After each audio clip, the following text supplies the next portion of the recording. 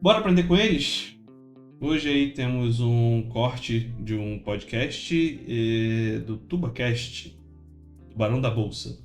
Então, eu não conheço o canal, mas já dá uma procurada aí, segue aí. Então, o corte aí do professor Mira. E vamos ver. MXRF11, não seja burro, entenda isso. Regra de 50, 30, 20. Então, hoje a gente vai ver sobre fundos imobiliários. Então, bora.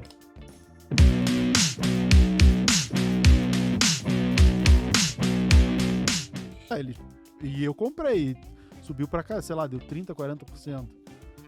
Porque era óbvio, se ele quer subir, se ele que vai a zero ou vai subir. 2%. Ô Mira, e tem o fundo imobiliário também, que o pessoal tá perguntando aqui, que é o MXRF11. Tá caro, compensa Tá comprar? caro, não compensa. Porque o pessoal gosta muito dele, emocionado. porque é base 10, eu acho que tem muito Pô, mas tem cotistas, vários, né? Tem 1 milhão de cotistas, tem vários, e o pessoal compra, mas é um... Base 10, eu não tenho certeza que ele está falando seja disso, mas talvez seja na base dos R$10. Então é um fundo imobiliário aí que fica realmente em torno de...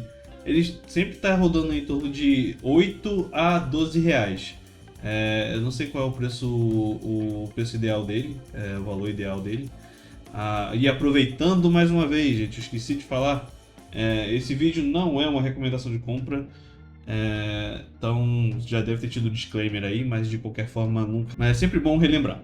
É um fundo de leigo, né? Então, eu só vejo leigo falando dele na internet e eu só vejo leigo comprando. Eu não vejo analistas recomendando compra Opa! Olha o leigo aqui. do MXRF. Eu já recomendei compra dele quando estava R$9, já R$10 eu acho caro. Se você olhar preço sobre valor patrimonial, que para fundo de papel é um indicador válido, ele está caro. E aí você tem outros mais baratos que fazem mais sentido. E ele tem uma outra coisa que as pessoas não se atentam. Parte dele está voltada a desenvolvimento, que é uma parte mais arriscada para fundos imobiliários. Eu tenho fundo de desenvolvimento, o MFI11, o TIGAR 11, eles são mais arriscados e pagam mais dividendo. O MXRF tem isso dentro dele, tá lá, só que ninguém lê o relatório. Então, e aí ele tem mais risco do que outros fundos e por isso ele precisa pagar mais dividendo. Só que o público leigo não se atenta a isso. E hoje, assim, um fundo que seria melhor em questão de ser base 10 ali, no lugar do MXRF11, entendeu? Tipo assim, a pessoa não quer MXRF11, tá caro, mas a pessoa tem R$10 pra... Então, o pessoal acaba fugindo e recorrendo a esse fundo justamente por, como ele falou, ele acabou de confirmar o que eu tava pensando, ele é de base 10, ou seja, ele custa em torno de R$10, ou seja, é um fundo imobiliário de entrada, dá para você comprar e ter um rendimentozinho todo mês. E ele deu até bons rendimentos há algum tempo atrás, eu não sei como é que tá hoje. Eu ainda tenho isso na minha carteira, mas eu realmente não acompanho. Eu meio que passei dessa fase de ficar acompanhando direto. Então, eu acho que é por isso que o pessoal acaba indo nele, e foi um dos primeiros fundos, inclusive, que eu comprei também. Mas ele dava bons rendimentos, por isso que eu insistia nele, mas aí eu ficava atento se ele não passava muito dos 10. Eu lembro que ele chegou até uns R$12, aí eu tipo, não comprava. Não, tem a minha carteira de fundos de R$50, tem lá vários fundos, tem vários todos estão na base 10. Legal. Todos na base 10. Olha que legal, então, gente. O Mira tem... Ele deve ter um canal próprio, obviamente, eu não vou ficar devendo aí o canal dele. Mas ele tem uma carteira... Ele é analista CNPI, então ele pode recomendar. Então... Mas de qualquer forma, isso não é uma recomendação de compra, hein? Se vocês quiserem, dê uma olhada lá no canal do Mira. Ele tem uma carteira de R$50 com fundos de base 10, então acho bem interessante aí para quem está começando agora, seguir o professor Mira e aprender um pouco mais aí sobre investimentos de renda fixa, de renda variável, desculpa. Que com R$50 você compra 5 fundos, tem vídeo no meu canal, você compra 5 fundos imobiliários, todos na base 10. Todos Legal. eles. Um que você lembra de cabeça, assim? Não, na carteira tem VGIR, que é voltado a CDI e custa R$10. Eu recomendei ele, eu comecei a recomendar ele há 2 anos atrás. O Selic estava 2%. Nossa, então Por quê? Porque a Selic ia subir, tá? Gente, o vídeo é antigo, hein? Vídeo antigo. Então, cuidado aí. E eu comprei. Subiu pra cá, sei lá, deu 30%, 40%. Porque era óbvio, a Selic ia subir, a Selic vai... Lembrando aí que eu estou assistindo vídeos que eu guardei numa playlist de economia e investimentos para poder eu voltar a assistir e voltar a estudar sobre o assunto. Então tem muito vídeo aí que é mais antigo, tá? Zero ou vai subir? 2%? Não tem como, zero. A ideia aqui é justamente pegar o fundamento da coisa para bolar alguma estratégia ou então obter mais conhecimento. Beleza? Nada de recomendação. Selic vai ser negativo ou ela vai subir? Vai ser taxa do óbvio. Japão. Eu acho que é óbvio que ia subir. E aí os fundos, o KNCR, o VGIR, o SAD11, é óbvio que eles iam valorizar. Só que o VGIR é base 10, então eu recomendei há 2 anos atrás e surfou. Eu recomendei na carteira de R$50, tem o Galg, tem o Viur, tem... Eu botei agora, a gente botou eu e o Danilo Barbosa do Clube Fio, o CPTS 11, e aí o pessoal me criticou pra caramba. Não, porque o CPTS, porque tá não sei o quê, porque o gestor, porque tá alavancado, porque isso, porque aquilo. E assim, eu não sei qual foi o problema que teve de fato com esse fundo. Mas de fato teve algum problema que ele despencou e nos últimos tempos aí eu acho que é o pior fundo que eu tenho na minha carteira hoje. Mas tá lá. Porque não sei o que lá. E aí depois que recomendou, passou uma semana, passou 2, ele subiu acho que 15%. Depois aí caiu. eu falei, E os haters? porque tava muito barato. Haters. Cara, mas eu tenho CPTS desde que ele era CPTS 11B, sei lá, deve ter uns 6 anos. Caramba, meu. Eu tenho ele na carteira há muito tempo e assim, muito tranquilo, nunca me deu problema. E você viu a história assim, você é novo, mas você tem bastante tempo de mercado financeiro, né, Vila? Depende, eu acho que eu tenho pouco tempo. Por exemplo, a fundo imobiliário eu invisto há uns 8, 9 anos. Mas então, mas pra fundo Pra mim é imobiliário- pouco tempo, mas cara, pra fundo imobiliário é pra quase fundo toda a imobiliário é história. quase toda a história, exatamente. Quase toda a história do mercado. Ô, Mira, e também tem assim, eu gosto de comprar. Daí o fato que eu não sabia, fundo imobiliário é um ativo meio que novo, meio que recente na bolsa, eu não sabia disso.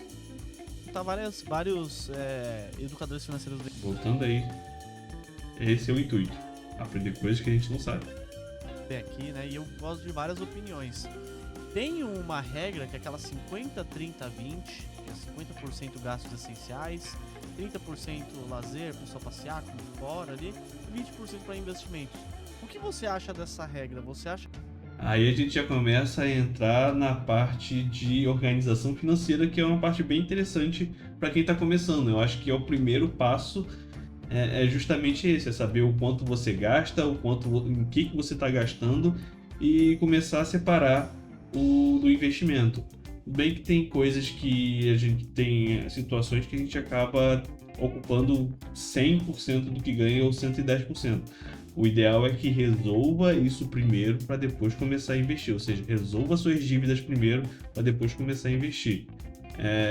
Não é fácil, como eu já disse uns vídeos atrás, é muito difícil, eu já citei o meu exemplo aqui.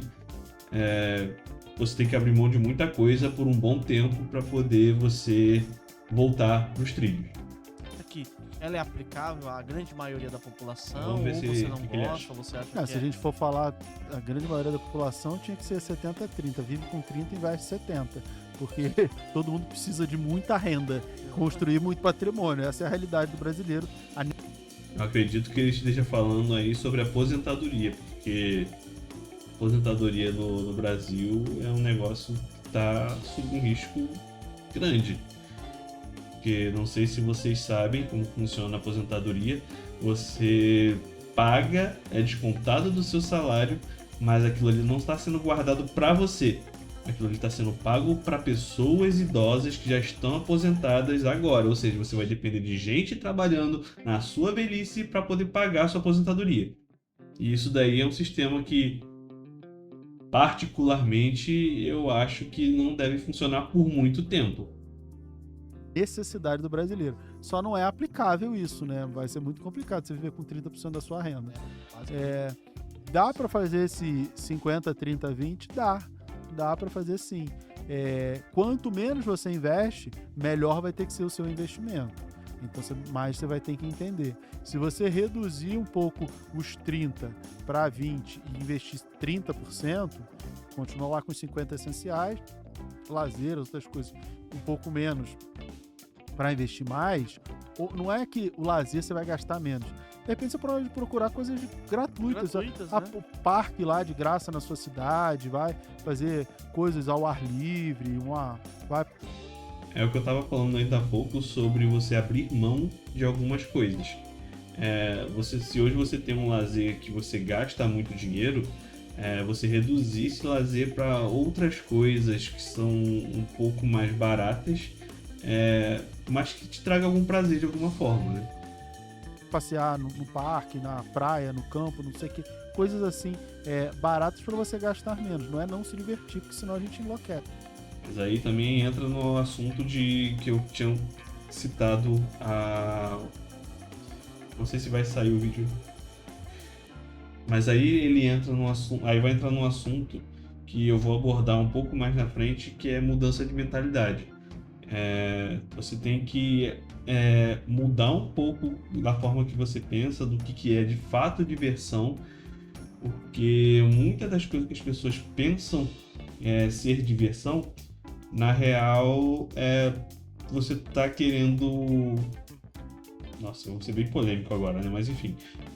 Você tá querendo mostrar para pessoas do seu meio que você pode fazer certas coisas com dinheiro. Ou seja, quer esbanjar ou então ostentar uma vida que provavelmente a sua renda não comporta.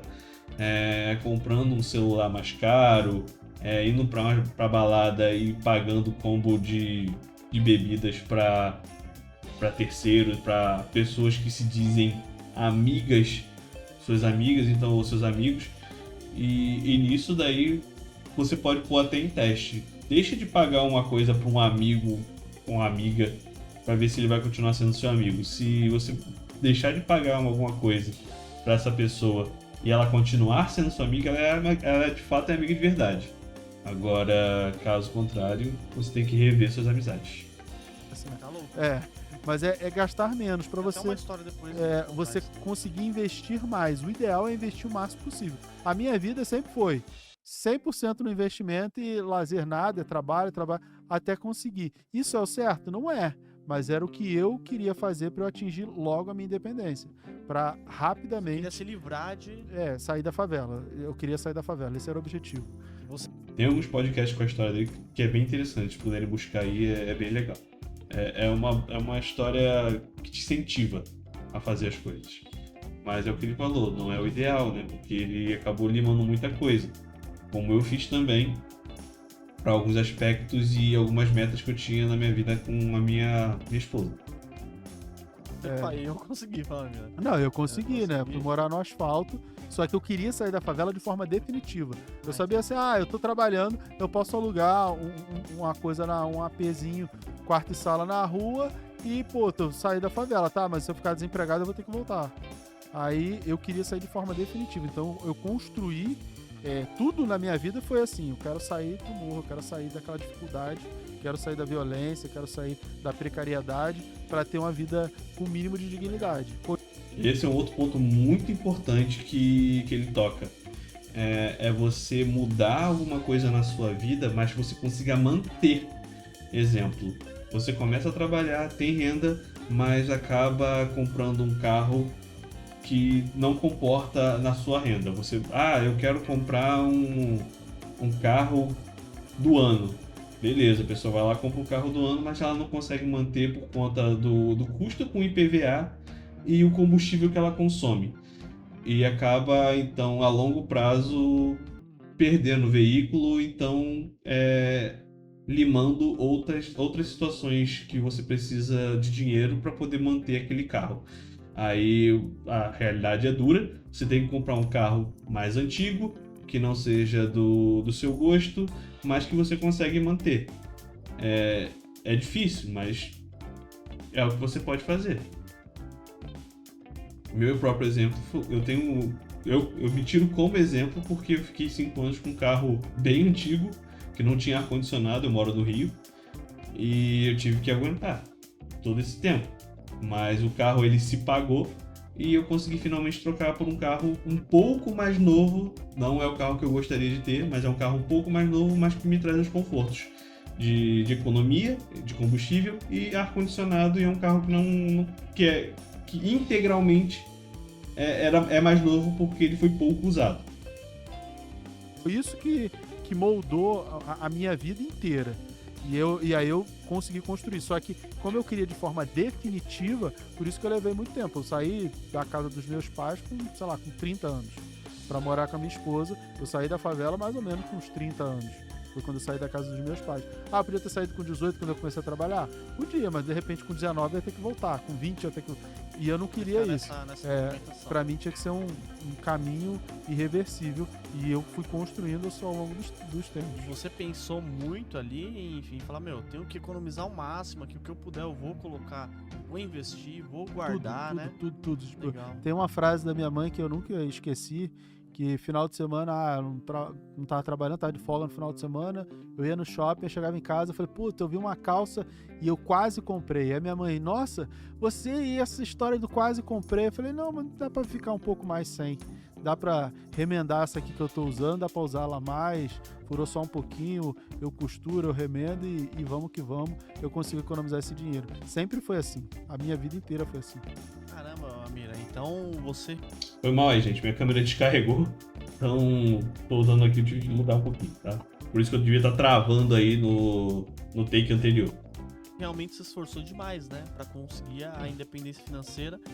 Isso que é legal, né? Você abrir mão de várias coisas agora, nesse exato momento, pra depois ter uma recompensa daqui pra frente. Aí, isso daí que você falou é verdade, né? Não é deixar de se divertir. Esses dias eu tenho duas experiências. Uma foi no sábado que eu fui com a minha esposa no shopping. E a gente foi lá no shopping, a minha filha é 220. Quem me acompanha no Instagram sabe, a Laurinha, ela não para. Aí eu paguei pra ir nesses brinquedos aí, né? Aí eu paguei, sei lá, R$70 pra ela brincar nesses brinquedos. Aí eu paguei, sei lá, R$70 pra ela brincar nesses brinquedão que tem no shopping aí, né? Aí ela brincou ali um pouquinho, já deu o horário, já teve que sair. Aí ela saiu meio frustrada, brava comigo, sabe? Queria ficar mais e tal. Eu falei, não, você vai me quebrar aqui, meu. R$70 meia hora, sei lá, 40 minutos, não sei quanto que era. Mas passa muito rápido, gente. Esses brinquedos passam muito rápido. E ela ficou brava comigo, não, pai, não sei o que, ela falou, não, Laura, vamos tomar um sorvete e tal. Aí já ficou feliz. Outro final de semana, a gente foi num parque aqui da Zona Leste também, o Serete, ali perto de casa. E, ela ficou o dia todo brincando, andou de bicicleta, fez amizade com uma menininha. Aí tinha um negócio da prefeitura que era de graça lá, pintou o rosto, entrou no pula-pula. A gente não gastou. A gente levou o lanche de casa ainda, porque ali não tem muito comércio ali. A gente praticamente não gastou nada. E ela se divertiu 10 vezes mais. Fez exercício, eu corri. Então, tem alguns tipos de lazeres justamente que podem ser trocados, como esse que ele está citando agora. Ele trocou um parque especificamente que ele pagava por brinquedo, ele pagava caro, e levou num parque aberto, um parque público, que a criança brincou, que fez amizade, correu, usou a bicicleta dela. Então tem alguns tipos de lazer que você pode fazer um investimento, às vezes até um pouco maior inicialmente, mas que aquilo ali vai te proporcionar vários momentos de lazer. O exemplo aí que ele citou foi a bicicleta. Então tem um investimento um pouco maior, mas assim, a bicicleta é um ativo ali que a pessoa ou a criança vai usar e que pode usar e desfrutar desse item por um bom tempo aí, várias vezes, e vai ser muito mais barato do que levar no parque.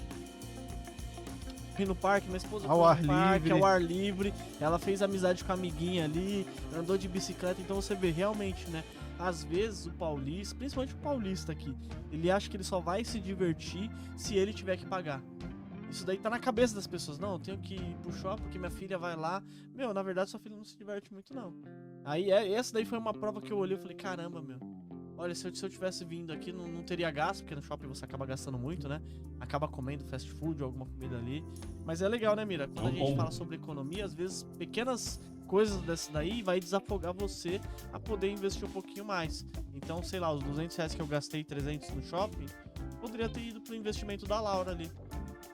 né? E às vezes no futuro, a longo prazo, isso O daí, dinheiro ia ser gasto com ela de qualquer maneira. de Só que qualquer maneira, uma coisa é gastar, outra coisa é investir. Né? investir. Então é isso daí. Não deixa de seguir aí o TubaCast, que é o Tubarão da Bolsa. E não deixa de seguir aqui também, né? E deixa aquele likezinho pra poder ajudar. E se puder compartilhar o conteúdo também, vai ser de grande ajuda. Então, até o próximo vídeo. Valeu!